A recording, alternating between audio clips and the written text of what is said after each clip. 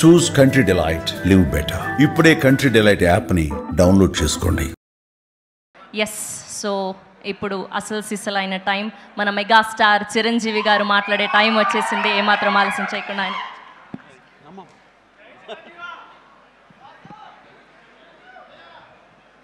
ఈ అద్భుతమైన కార్యక్రమానికి విచ్చేసిన ప్రతి ఒక్కరికి హృదయపూర్వక నమస్కారాలు. ముఖ్యంగా నాకు తెలిసి గత 2-3 ఏళ్ళగా వాళ్ళు చేసే ఇతర సామాజిక కార్యక్రమాలతో పాటు ఈ కార్యక్రమం కూడా, ఈ సామాజిక సేవ, ఈ బ్లడ్ డొనేషన్ అనేది కూడా మొదలుపెట్టి నాకు అత్యంత ఆప్తులైన చుక్కపల్లి సురేష్ గారు మరింత దగ్గరయ్యారు నా హృదయానికి. ఈ సందర్భంగా ఇంత చక్కటి కార్యక్రమం, ఇంత సేవా కార్యక్రమం చేస్తున్న నా మిత్రుడు, సోదరుడు చుక్కపల్లి సురేష్ గారికి నా హృదయపూర్వక ధన్యవాదాలు, నమస్కారాలు తెలియజేస్తున్నాను. అలాగే ఆయనకి కుడి ఎడమలుగా ఆకాష్, అవినాష్ ఇద్దరు అత్యుత్తమ కుమారులు. వాళ్ళు ఈ కార్యక్రమాన్ని వాళ్ళ భుజస్కంధాల మీద వేసుకుని దీన్ని ఇంత చక్కగా, ఇంత పెద్ద ఎత్తున, ఇంత మెగా బ్లడ్ క్యాంప్ చేయటం అన్నది, దానికి ఎంతో కొంత సహకరించిన మా చిరంజీవి చారిటబుల్ ట్రస్ట్కి ఎనలేని సంతృప్తిని ఇచ్చావు. తద్వారా నాకు ఎంతో సంతోషాన్ని మిగిల్చావు అవినాష్. So wonderful. అండ్ ఈ రోజున ఇది కార్యక్రమానికి విచ్చేయటమే కాకుండా బ్లడ్ డొనేట్ చేసిన బిడ్డలాంటి తేజాకి నా హృదయపూర్వక ధన్యవాదాలు తెలియజేస్తున్నాను. And excellent. నేను అడిగింది ఫస్ట్ టైం అని కాదు, ముందు నుంచి ఇచ్చాను. సో బతికిపోయావు, లేదంటే కనుక నన్ను ఇన్స్పిరేషన్ కానీ బయట మాట్లాడుతుంటావు, ఈ బ్లడ్ డొనేషన్ దాంట్లో తీసుకోలేదేమనుకోను. Wonderful, please keep rocking. And ఇక్కడ ఏడి ఇచ్చేసినటువంటి సంయుక్త గారికి, అలాగే Chiranjeevi charitable trust chief medical officer doctor Madhavi, నా చెల్లి, తనకి, అండ్ ఈ కార్యక్రమాన్ని ఇంత బాగా నిర్వర్తించడానికి పరోక్షంగా ప్రతి పురుషుడు వెనక ఒక స్త్రీ ఉండాలి, దానికి మిసెస్ సురేష్ గారికి, వారి ఇతర సిబ్బందికి నా హృదయపూర్వక ధన్యవాదాలు తెలియజేస్తూ, మరీ ముఖ్యంగా ఈరోజు నేను మెన్షన్ చేయాల్సింది, ఇక్కడ ఈ కార్యక్రమానికి విచ్చేసి దాదాపుగా 1000 మంది సాయంత్రం లోపల బ్లడ్ డొనేట్ చేస్తుంటే రక్తదాతలకి నేను మరీ మరీ మరీ శిరస్సు వంచి నమస్కరిస్తున్నాను. వాళ్ళు ఈ రోజున బ్లడ్ ఇవ్వటం అన్నది కేవలం వాళ్ళకి ఎనలేని సంతృప్తి వస్తుంది, కానీ ఆ బ్లడ్ మూలంగా ఒక ప్రాణం కాపాడబడుతుంది. ఇది నేను ఎప్పటి నుంచో ఎన్నో ఏళ్లబట్టిగా నేను అనుభవిస్తున్నటువంటి గొప్ప ఫీలింగ్ ఇది నాకు. అంటే చాలాసార్లు చెప్పాను, కానీ ఎప్పటికప్పుడు కొత్త జనరేషన్, కొత్త యువకులు వస్తున్నారు కాబట్టి నేను మళ్ళీ చెప్పాల్సినటువంటి ఆవశ్యకత ఎంతైనా ఉంది. ఎందుకంటే ఇది చాలామందికి స్ఫూర్తినిచ్చే ఒక అంశం. ఈ చెప్పబోయే ఈ విషయం ముఖ్యంగా ఒక జర్నలిస్టు సోదరుడికి నేను ఆజన్మాంతరం రుణపడి ఉంటాను. నన్ను థాట్ ప్రవోక్ చేసి నన్ను ఇన్స్పైర్ చేసినటువంటి ఆ ఒక మ్యాగజైన్ సంబంధించిన ఒక జర్నలిస్ట్ రాసిన ఒక రైటప్ నాలో ఈ స్పృహ నాకు వచ్చేలాగా, నేను ఈ బ్లడ్ డొనేషన్ వైపు డ్రైవ్ అయ్యేలాగా ఆ ఆర్టికల్ నాకు ఎంతో దోహదపడింది. సో ఆ రాసిన మనిషి ఎవరో ఏమిటో నేను మళ్ళీ ఎప్పుడు కలవలేదు, కానీ ప్రతిసారి అతను తలుచుకుంటూనే ఉంటాను. ఈ సందర్భం కూడా అతనికి నా హృదయపూర్వక ధన్యవాదాలు తెలియజేస్తాను ఆ జర్నలిస్ట్ సోదరుడికి. ఎందుకంటే మా అందరికీ సేవ చేయాలని ఉంటుంది, కానీ ఎలా చేయాలో తెలియనటువంటి ఒక డోలాయమాన పరిస్థితితో లేదా తొయ్యుకో ఉన్నప్పుడు మీలాంటి వాళ్ళు మాకు ఆ స్ఫూర్తినిచ్చి మాకు డ్రైవ్ చేస్తే కనుక నిజంగా అది పెద్ద మీరు సహాయం చేసినట్లు. అలాగా ఒక 27 సంవత్సరాల క్రితం బ్లడ్ దొరకక అనేక మంది ప్రాణాలు కోల్పోతున్నారు. అది ప్రసవ సమయంలో కానివ్వండి, అయితే ఈ యాక్సిడెంట్ సమయంలో కానివ్వండి, అలాగే తలసీమ వ్యాధిగ్రస్తులు కానివ్వండి, క్యాన్సర్ పేషెంట్స్ కానివ్వండి, ఇలాగ రకరకాల వ్యాధిగ్రస్తులు చనిపోతున్నారు అని తెలిసిన తర్వాత బ్లడ్ దొరకదా, బ్లడ్ ఇవ్వరా, ఎంతమంది ఉన్నారు, ఎందుకు ఇవ్వలేరు అన్న థాటు నన్ను ఎప్పుడు తొలుస్తూ ఉండేదన్నమాట.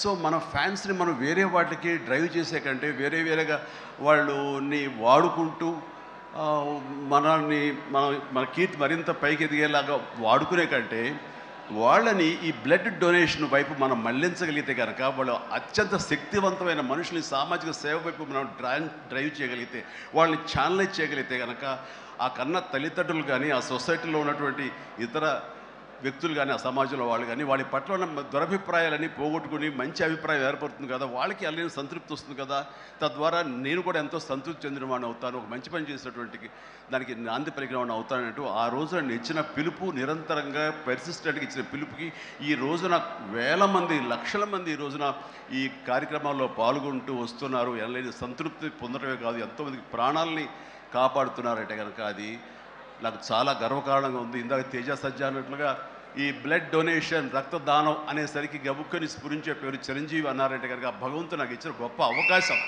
ఇలాగా ప్రతి ఒక్కరి మధ్యలో రక్తదానం అనేసరికి నా పేరు వాళ్ళ స్ఫురణకు రావడం, నేను గుర్తు రావడం అనేది నేను ఎన్నో జన్మలు చేసిన పుణ్యఫలంగా నేను భావిస్తున్నాను. దానికి థ్యాంక్ యూ ప్రతి ఒక్కరికి.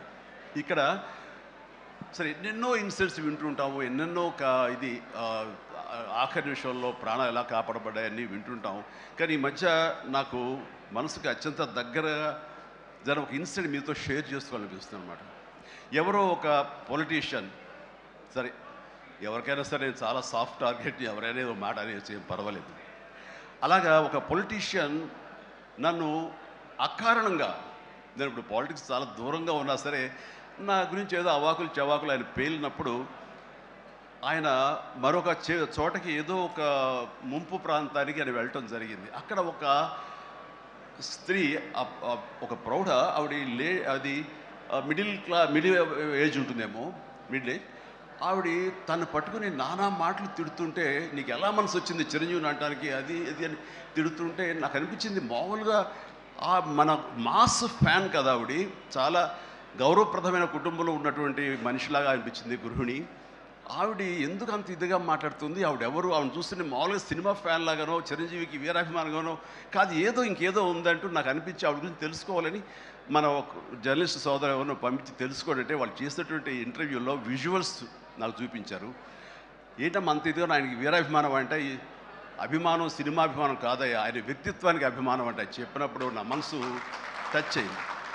ఏంటమ్మా అంత ఇదిగా, ఏంటమ్మా ఆయన మీకు ఏమైనా సహాయం చేశాడు, ఏం చేశాడంటే సహాయం చేయటువంటి అయ్యా నా బిడ్డ ప్రాణాలను కాపాడాడు అని అన్నప్పుడు, ఏ విధంగా ఏంటి అని అన్నప్పుడు, నా బిడ్డకి రాజమండ్రిలో దగ్గర ఒక పల్లెటూరుది, రాజమండ్రిలో కానీ కాకినాడలో కానీ నా బిడ్డకి ప్లేట్లెట్స్, డెంగ్యూ వచ్చేసి ప్లేట్లెట్స్ బాగా డౌన్ అయినప్పుడు వితిన్ అవర్స్ నా బిడ్డ కనుక ప్లేట్లెట్స్ సమయానికి అందకపోయి ఉంటే కనుక వాడు ఏమైపోయాడు, పాటిగా దూరం అయిపోయేవాడు. అంటే ఒక 8 ఏళ్ల బాలుని అబ్బాయిని పిలిచి పక్కన కూర్చోబెట్టుకుని ఆ తల్లి చెప్తోంది, మరి ఎవరో చెప్పారు చిరంజీవికి ఫోన్ చేయపోయావమ్మని. నేనేంటి చిరంజీవి ఫోన్ చేయటువంటి, ఎక్కడ నుంచి చేయగలను, ఆయన ఎక్కడో ఉంటాడు, ఎలా చేయాలి ఫోన్ అని తెలియని పరిస్థితుల్లో, లేదమ్మా బ్లడ్ బ్యాంక్ చేయి, వాళ్ళు ఖచ్చితంగా ఎత్తుతారు ఫోను, నీకు కావాలి సహాయం చేస్తారంటే, వాడు గంటల్లో కావాలి, అది ఎక్కడో ఉంది హైదరాబాద్లో, ఎలాగొస్తుందో అనుకున్నాను. కానీ అయినా సరే ఎక్కడో ఆశ చావక ఫోన్ చేయడం జరిగింది. ఫోన్ చేసిన తర్వాత అక్కడ స్పందించి అక్కడ సిబ్బంది వెంటనే రాజమండ్రి పరిసర ప్రాంతాల్లో ఉన్న అభిమానులు, ఆ బ్లడ్ గ్రూప్ ఎవరికైతే ఉందో అభిమానుల్ని వెంటనే పంపించేయడం ఏంటి, అవర్స్లో వాళ్ళు హాస్పిటల్కి, నియరెస్ట్ హాస్పిటల్కి వెళ్ళి బ్లడ్ ఇవ్వటం ఏంటి, దాని నుంచి ప్లేట్లెట్స్ వేరు చేయటువంటి, ఆ బిడ్డకి ఎక్కించడం ఏంటి, తెల్లారిసరికి ఆ బిడ్డ మళ్ళీ తిరిగి ఎంతో ప్రాణాలతో బతికాడు. ఇది ఈడనయ్యేవాడు. ఆయన కనుక సమయానికి చేయకపోయి ఉంటే నా బిడ్డ ఏమైపోయాడు. అలాంటి మనుషుల ఈ తుచ్చులు నీచులు కలిసిందని మాట్లాడతారు. వాడిని నాకు సరిపోలేదు, దగ్గరికి వెళ్ళి ఉంటే ఏమి చేసేదాన్ని అని చెప్పేసి అప్పుడు అంటుంటే చాలామంది అంటారు, ఎవరిని మిమ్మల్ని ఇలా అటాక్ చేస్తుంటారు సోషల్ మీడియాలో మాట్లాడుతుంటారు, మీరేం మాట్లాడరు ఏంటని. నాకు నేను చేసినటువంటి మంచి కార్యక్రమాలు, నేను పొందినటువంటి ప్రేమ, అభిమానం, ఇదే నాకు రక్షణ కవచం. నేను మాట్లాడక్కర్లా, నేను చేసుకున్న మంచి ఏం మాట్లాడుతున్నట్టు నేను అలాగ అంటుంటాను. ఇది సత్యం. సో ఆ తర్వాత మళ్ళీ ఆ సదరు రాజకీయ నాయకుడు మళ్ళీ ఎక్కడా మాట్లాడేట్టుగా నాకైతే వినపడలేదు. అంటే వాళ్ళకు కూడా మనసు ఉంటుంది కదా, వాళ్ళకు ఒక అంతరాత్మ ఉంటుంది కదా, వాళ్ళకి తెలుసు. ఇంటికి వెళ్ళేసరికి ఆయన అంతరాత్మ చెప్పబోయిన ఇంట్లో వైఫ్ అని చెప్పుద్ది, ఏంటి చెప్పు నోరు అని. సో ఇలా ఉంటుంది అన్నట్టు వాళ్ళ ఇది. సో మనం మాట్లాడక్కర్లేదు, మనం చేసుకుంటూ వెళ్ళిపోతూ ఉంటే కనుక ఎవరైతే ఇలాంటి రాతలు కానీ చేతలు కానీ మాటలు అంటారో వాళ్ళకి అదే సమాధానం. అందుకని నేను ఎప్పుడు దేనికి స్పందించను, అవసరం నాకు లేదు. మంచి చేసుకెళ్ళిపోవటమే, ఇలా మంచి చేసేటువంటి మాలాంటి తమ్ముళ్ళకి నేను సహాయంగా నేను ఉండటమే తప్ప ఇంకోటి ఏం కాదు. అండ్ అనుకూలమైన ఇక thank you thank you. And ఈ రోజున ఎక్కడ ఇతర దేశాల్లో నా అభిమానులు కూడాను నా మాటని స్ఫూర్తిగా తీసుకుని వాళ్ళు ఆయా ప్రాంతాల్లో వాళ్ళు బ్లడ్ డొనేషన్స్ చేస్తూ ఈ రోజున నా పేరు, నాకు మంచి పేరు, మరింత మంచి పేరు వచ్చేలాగా నాకు నేను గర్వపడే విధంగా వాళ్ళు చేసేటువంటి బెడ్ డ్రైవ్స్కి వాళ్ళు ఎక్కడో సరే ఏ ప్రాంతంలో ఉన్నా సరే ప్రతి ఒక్కరికి నేను ఎప్పుడు నేను కృతజ్ఞతతోటి నేను నా మనస్ఫూర్తిగా నా అభినందనలు తెలియజేస్తూ ఉంటాను. నాకు ఈ అవకాశం ఇచ్చారు ఇక్కడికి రావడానికి మా బ్రదర్కి. ఆయన చేసిన కార్యక్రమాలు ఎన్నెన్నో చూస్తూనే ఉన్నాము. అండ్ దానికి ధీటుగా ఎవరు నిలబడలేరు. అలాగే నిరంతరంగా వాళ్ళ నాన్నగారికి నివాళులు అర్పించే విధంగా ఇది వేళ ఇది సెంటనరీ ఇయర్, సో 100 సంవత్సరాల ఇది ఆయనకి నివాళులు అర్పించేలాగా ఆయన గర్వపడి కొడుకుని చూసుకుని ఎక్కడో సరే గర్వపడే స్థాయికి ఆయన సహాయ కార్యక్రమాలు చేయటం అన్నది ఆయనకి ఇచ్చే గొప్ప నివాళి. అండ్ ఈ సందర్భంగా మా బ్రదర్ని నేను మనస్ఫూర్తిగా అభినందిస్తున్నాను. అండ్ ఇలాంటి కార్యక్రమాలు ఎప్పుడు చేసినా సరే నన్ను పిలవండి, మీకు అందుబాటులో ఉంటాను, అందరూ కలిసి చేద్దాం. అండ్ ఫ్యూచర్లో మీరు ఎక్కడ ఏం చేసినా సరే మంచి కార్యక్రమాలు నాకు అవకాశం ఇవ్వండి, మీతోనే ఉంటారు. And thank you everybody. నమస్తే, థ్యాంక్ యూ.